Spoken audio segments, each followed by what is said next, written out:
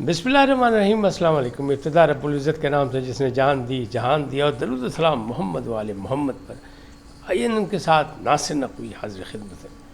ناظرین، حکومت، عدلیہ اور سیاست اور جمہوریت سب ابھی بھی پریشانی کی حالت میں ہے۔ کوئی مطمئن نہیں۔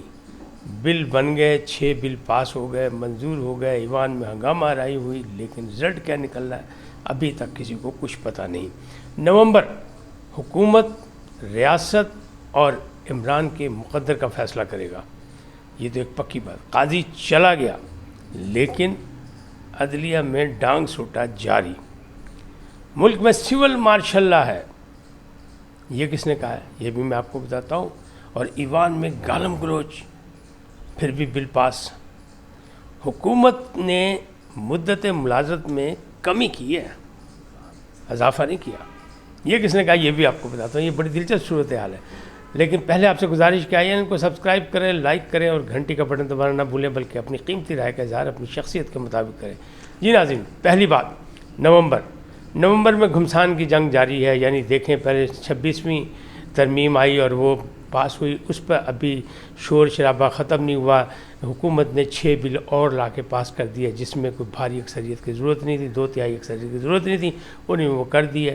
اس پہ کون دستخط کرے گا کون نہیں کرے گا؟ صدر آصف علی زرداری حکومت سے ناراض ہیں، لیکن اگر اپنا سینٹ کے چیئرمین جو قائم مقام یوسف رضا گیلانی صدر بنے ہیں وہ دستخط کر دیں گے تو بات تو ایک ہی ہے کہ پیپلز پارٹی اتحادی جماعت ہے، اور اتحادی جماعت نے حامی بھر لی۔ آصف علی زرداری ناراض ہیں تو کوئی بات نہیں، دبئی میں بیٹھے اپنے پاؤں کا علاج کرائیں اور بس کام چلتا رہے گا، یعنی یہ سارا کام چلے گا، اب رکے گا نہیں، یہ گاڑی اسی طرح چلے گی۔ تو نومبر میں یہ ساری چیزیں ہو جائیں گی۔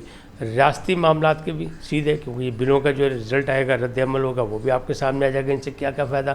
وہ جو انسداد دہشت گردی ایکٹ میں جو اضافہ کیا گیا جس میں کہا گیا 3 ماہ کے لیے کسی کو بھی مشکوک شخص کو رکھا جا سکتا ہے، تو وہ بھی بات سامنے آ چکی ہے کہ اب لاپتہ افراد جو ہیں وہ لاپتہ نہیں رہیں گے، پتہ ہوگا کس کے پاس ہے۔ پہلے تو پتہ ہی نہیں ہوتا تھا، لوگ پریشان ہوتے تھے، ہر سطح پہ پریشانی تھی، لیکن اب یہ حکومت نے اپنی طرف سے یہ کیا اور اپنے لیے آسانیاں پیدا کی ہیں، کیونکہ انہوں نے جب پی ڈی ایم کی حکومت تھی تو اسے 15 روز کر دیے تھے نیب کی کسٹڈی کو، تو اس کے بعد ان کو رزلٹ اچھا نہیں ملا تو انہوں نے کہا ایک نیا کم پا دو، انہوں نے کر دیا۔ لیکن یہ نومبر جو ہے یہ فیصلہ کن ہے، اسی میں سب کچھ ہونا ہے۔ اب بات کرتے ہیں، قاضی چلا گیا، قاضی پہ بڑے اعتراضات تھے، بڑی تنقید تھی، بڑا شور شرابہ تھا۔ قاضی مطلب پی ٹی آئی کے خلاف فیصلے کر رہا ہے اور ٹھیک نہیں ہے، اور عدالت میں 2 گروپ بنے ہوئے ہیں، عدالت عظمیٰ میں 2 گروپ ہیں، منیب اختر، منصور علی شاہ اور یہ وہ، لیکن اب بھی وہ گروپنگ موجود ہے۔ کیسے کہ منصور علی شاہ 31 اکتوبر کو واپس آئے، انہوں نے فوراً خط لکھا یحییٰ آفریدی صاحب کو کہ جناب فوراً کمیٹی کا اجلاس بلائے، پریکٹس اینڈ پروسیجر کمیٹی کا، اور فوری طور پہ یہ جو 26ویں ترمیم کے لیے درخواستیں آئی ہیں ان پر غور کیا جائے۔ اجلاس نہیں بلایا گیا، انہوں نے اسی دن دوسرا نوٹس بھی کر دیا کہ جناب فل کورٹ بلاؤ تو دیکھو کی ہوندا کی نہیں۔ منیب اختر اور منصور علی شاہ دونوں نے مشترکہ طور پہ خط لکھا، تو کیا یہ یحییٰ آفریدی کے لیے آسانیاں پیدا کر رہے ہیں، یہ مشکلات پیدا کر رہے ہیں؟ تو ایسا لگ رہا ہے کہ ابھی بھی یہ یحییٰ آفریدی سے بھی مطمئن نہیں۔ حکومت کا خیال تھا کہ منصور علی شاہ اور منیب اختر استعفیٰ دے کے چلے جائیں گے، لیکن میں نے بہت پہلے کہا تھا کہ استعفیٰ نہیں دیں گے، جیسے لاہور ہائی کورٹ میں سینئر ججز نے استعفیٰ نہیں دیا، باقر نجفی نے اور دوسرے جو تھے دونوں نے استعفیٰ نہیں دیا تھا، تو میں نے کہا تھا یہ دونوں اسی طرح اسی تنخواہ پہ کام کریں۔ کیوں؟ اس لیے کہ جب 27 میں نئے چیف جسٹس کی باری آئے گی اس وقت بھی سینئر ترین جج یہی دونوں ہوں گے، منصور علی شاہ اور منیب اختر، لہٰذا وہ کھیل بھی کھیلیں گے 3 سال اور اپنی باری کا انتظار بھی کریں گے۔ تو اس وقت صورتحال ایسا ہی ہے کہ انہیں خود اجلاس بلایا اپنی کمیٹی کا، 2 اکثریتی 3 رکنی کمیٹی ہوتی ہے کیونکہ چیف جسٹس ہوتے ہیں، تو منصور علی شاہ نے منیب اختر کے چیمبر میں اجلاس بلا کے اور وہاں پہ فیصلہ کر لیا اکثریتی رائے سے کہ یہ فل کورٹ بلایا جائے، اور یہ 26ویں ترمیم کے بارے میں جو درخواستیں آئی ہیں یہ بڑی ضروری ہیں اور فوری طور پر ان پر دیکھ بھال کی جائے، ان پر فیصلہ کیا جائے۔ وہ نہیں ہو سکا۔ اس کا کیا مطلب ہے؟ اس کا مطلب ہے کہ ٹسل بازی چل رہی ہے۔ آج ہے وہ جوڈیشل کمیٹی کا اجلاس، اس میں سنا ہے کہ 12 ارکان ایک جیسے ہیں، اور فیصلہ کن ووٹ جو ہوگا وہ امین الدین کا ہوگا۔ اچھا، امین الدین اگر حکومت کے ساتھ ہو جائیں تو عدلیہ فارغ، اور اگر عدلیہ کے ساتھ ہو جائیں تو حکومت فارغ۔ تو اس لیے میں کہہ رہا ہوں کہ یہ نومبر جو ہے یہ فیصلہ کن مرحلے میں آ گیا ہے اور فیصلہ کن اسی میں ہوگا. دوسری جانب یہ جو 6 بل آئے جنہیں روک نہیں سکے، بلکہ اپوزیشن جو ہے وہ صرف گالم گلوچ کرتی رہی، اور وہ گالیاں خواتین کی موجودگی میں سنی گئیں ایوان میں جو اس سے پہلے نہیں سنی گئی. عطا تارڑ ہیں اور وہ خٹک صاحب ہیں پی ٹی آئی کے، ان کے آپس میں تو بالکل دست و گریبان ہو گئے، بلکہ کہتے ہیں تھپڑ بھی ایک دوسرے کو مارے یا نہیں مارے، جو بھی یہ کہا جا رہا ہے کہ وہ یہ بھی ہوا، جہاں تک بھی نہ ہوا. لیکن میں اس حد تک تو قائل ہوں، اتفاق کرتا ہوں کہ ایوان میں ساری ہنگامہ آرائی ہونی چاہیے اور ایوان میں ہی لڑائی ہونی چاہیے، لیکن اس حد تک نہیں. یعنی حد ادب کا خیال رکھا جائے اور بلو دی بیلٹ کوئی چیز نہ کھیلی جائے کہ خواتین کی موجودگی میں آپ نے ماں بہن کی گالیاں دے دی. اور کون لوگ ہیں آپ منتخب لوگ ہیں، آپ عوام کے نمائندے ہیں، اور عوام کے نمائندوں نے یہ کام کر دیا، تو ایسا نہیں ہونا چاہیے. تو میں اس چیز کا قائل نہیں ہوں. لیکن بہرحال یہ سب کچھ ہوا، تاریخ نے دیکھا اور ریکارڈ پہ آن ریکارڈ آ گیا سب کچھ کہ کیا کچھ ہوا. افسوسناک ہے، لیکن بل پاس ہو گئے. اب 9 نومبر کو جو ایک جلسہ ہونے جا رہا ہے جس کو انہوں نے کہا ثوابی جرگہ، اس میں بہت سے فیصلے ہوں گے. وہ کہہ رہے ہیں ہم فیصلہ کریں گے. اور جو مولانا فضل الرحمان ہے وہ کہتے ہیں ان بلوں کے بعد آئین کا چہرہ مسخ کر دیا گیا اور ملک میں سول مارشل لا لگا دیا گیا ہے. تو اب آئین کی کوئی نہیں، اب ہم جو ہے اس کے خلاف رد عمل کا مظاہرہ کریں گے. اور کہا یہ جا رہا ہے اسلام آباد کے حلقوں میں سے یہ مخبری ہو رہی ہے، یہ چغلی کھائی جا رہی ہے کہ آنے والے وقت میں پی ٹی آئی اور مولانا فضل الرحمان پھر ایک ساتھ ہوں گے اور احتجاجی تحریک. اگر خدا نخواستہ یہ دونوں سچ مچ اکٹھے ہو گئے اور احتجاجی تحریک شروع ہو گئی تو حکومت کے لیے ایک نیا امتحان شروع. حکومت پریشان ہی رہے گی، حکومت کے لیے کوئی آسانیاں پیدا نہیں ہوں گی. بہت مطمئن ہونے کے لیے انہوں نے کوشش کی، یہ 6 بل بھی لے آئے، 26ویں ترمیم بھی کر دی، اب 27ویں ترمیم کی بھی کوشش، یہ بھی میں نے بہت پہلے کہا تھا، پھر 28ویں ترمیم بھی آئے گی. لیکن معاملہ سیدھے نہیں ہو رہے. اب رانا ثناء اللہ نے کہا ہے، بڑی دور کی کوڑی لائے کہ جناب یہ جو 5 سال کی مدت ملازمت کر دی گئی ہے تمام چیفز کی، سپہ سالار کی بھی اور بحریہ کی بھی اور ایئر کی بھی، ایئر چیف کی بھی، تو یہ ہم نے اضافہ نہیں کیا، یہ ہم نے تو کم کیا ہے. کیونکہ اگر باجوہ صاحب کو دیکھیں 6 سال تو وہ بھی رہے، بعد میں جو توسیع ہوتی ہے.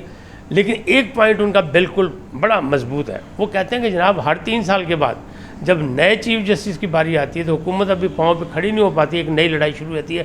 جب نئے سپہ سالار کی آتی ہے یا چیف جسٹس کی باری آتی ہے تو اس میں جناب ایک نئے سے نئے باتیں شروع ہو جاتی ہیں اور اس میں ایک عجیب سا ہیجان پیدا ہو جاتا ہے اور حکومت اور اسٹیبلشمنٹ آمنے سامنے ہو جاتی ہے. تو ہم نے اس سلسلے کو ختم کیا کہ اب سب کو پتہ ہوگا یہ 5 سال ہوگا اور 5 سال حکومت ہوتی ہے، اگلی حکومت آئے، نیا چیف بنائے، جو بھی کرے. وہ کہتے ہیں ہم نے ایک مسئلہ بند باندھا ہے. اب آپ اس سے اتفاق کرتے ہیں یا نہیں کرتے ہیں، لیکن ان کا کہنا، رانا ثناء اللہ کہتے ہیں وہ حکیم ثناء اللہ ہے، وہ ان کی اپنی واردات ہے یا ان کے اپنے نسخے ہیں. تو اس میں وہ یہ کہہ رہے ہیں کہ جناب بالکل ٹھیک ہے، کوئی ایسی بات نہیں ہے. ہم نے اس مسئلے کو ختم کیا ہے کہ جو 3 سال ابھی حکومت اپنے پاؤں پہ نہیں کھڑی ہوتی کہ آرمی چیف کا مسئلہ بن جاتا ہے، پھر اسٹیبلشمنٹ اور حکومت کی لڑائیاں شروع ہو جاتی ہیں اور پھر معاملات گڑبڑ ہو جاتے ہیں. ماضی میں بھی دیکھیں آپ، کیانی صاحب نے کس طرح ایکسٹینشن لی تھی، راحیل شریف نے بھی ایکسٹینشن لینے کی کوشش کی تھی، لیکن اپنا نواز شریف صاحب نہیں مانے اور وہ نہیں ہوا. لیکن باجوہ صاحب نے جب لی تو نواز شریف صاحب نے بھی ووٹ دیا. کیوں دیا؟ کہ کچھ مفادات ہوں گے، یقینی بات ہے ان کو بھی کچھ یقین دہانیاں کرائی گئی ہوں گی تو انہوں نے غیر مشروع طور پر ووٹ دے دیا، تو اس مسئلے کو ختم ہی کر دیا. لیکن آئین و قانون کے مطابق دلچسپ بات یہ ہے کہ 5 سال کے بعد بھی توسیع ہو سکتی ہے، مزید 5 سال کی. تو اب ماضی میں جا کے دیکھیں، وہ جو جنرل فیض صاحب نے پروگرام بنایا تھا 10 سال کا، 15 سال کا، جنرل باجوہ صاحب نے بنایا تھا عمران خان صاحب سے مل کے، لگ رہا اسی پہ پھر عمل درآمد شروع ہو گیا ہے کہ 5 سال کی توسیع بھی ہو سکتی ہے. اب یہ معاملات ہیں، اس کو سیاسی طور پہ، جمہوری طور پہ اس کو آگے بڑھانا ہوگا پارلیمنٹ کے ذریعے.